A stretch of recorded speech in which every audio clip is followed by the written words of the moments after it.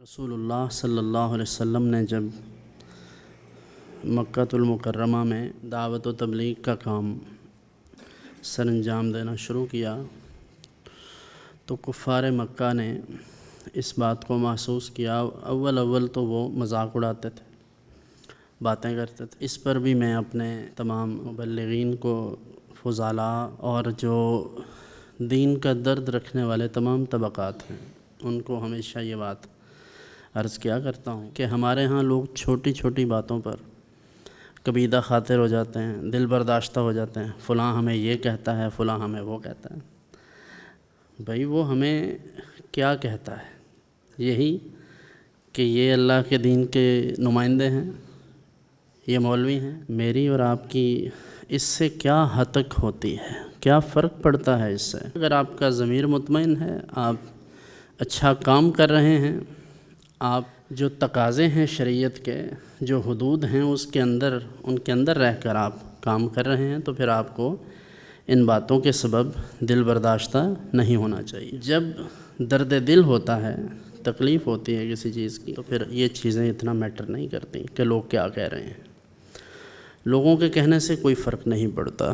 فرق پڑتا ہوتا تو جناب نبی کریم صلی اللہ علیہ وسلم کی ذات گرامی کو سب سے زیادہ فرق پڑنا چاہیے، اس لیے کہ سب سے زیادہ مقام اور مرتبہ اور حیثیت ان کی ہے۔ جب وہ اپنی ذاتی حیثیت کو اور اپنی تمام تر جو مناصب اولیاء ہیں ان سب کے باوجود اس بات کو محسوس نہیں فرماتے کہ لوگ کیا کہہ رہے ہیں، تو پھر میں اور آپ اگر دعوت و تبلیغ کے کام میں، دین کے ان اہم امور میں لوگوں کی باتوں کو لے کر اس عظیم مشن سے پیچھے ہٹ جائیں تو یہ مردان حر کا کام نہیں ہے۔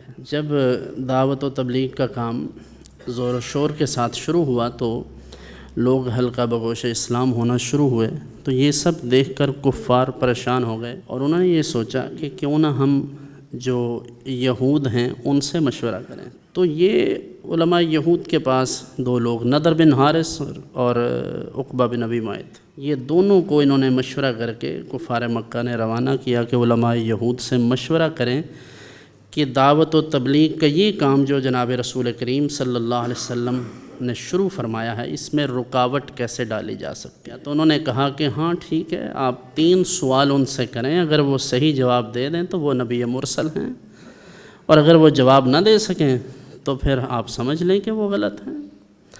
چنانچہ انہوں نے کہا پہلا سوال آپ ان سے یہ کریں کہ پچھلے لوگوں میں، یعنی جو گزشتہ امتیں تھیں، ان میں وہ لوگ جو غار میں چلے گئے تھے نوجوان، ان کا کیا حال ہے، یعنی آپ ان کے بارے میں کیا جانتے ہیں۔ دوسرا سوال کہا کہ وہ ان سے پوچھیں کہ آپ یہ بتلائیں کہ اس شخص کا کیا حال ہے، یعنی آپ اس کے بارے میں کیا جانتے ہیں جس نے مشارق و مغارب کا سفر کیا، یعنی سکندر ذوالقرنین کے متعلق۔ اور تیسری چیز کہا کہ آپ پوچھیں روح کیا ہے۔ تو اللہ رب العالمین نے ان تینوں باتوں کا علم نبی اکرم صلی اللہ علیہ وسلم کو عطا فرمایا، لیکن اس سے پہلے بھی ایک دقیق بات، جب یہ بات حضور اکرم صلی اللہ علیہ وسلم سے انہوں نے پوچھی تو حضور نے فرمایا میں کل بتلاؤں گا، لیکن انشاءاللہ کہنا بھول گئے۔ اللہ رب العالمین پر یہ توکل تھا، بھروسہ تھا کہ مجھ سے جو سوال کیے گئے ہیں میں کل بتلاؤں گا، کیونکہ اللہ رب العزت مجھ پر وحی نازل کرے گا تو میں بتا دوں گا۔ انشاءاللہ جب نہیں فرمایا تو 1 دن، 2 دن، 3 دن، یہاں تک کہ 15 دن گزر گئے، وحی نہیں آئی۔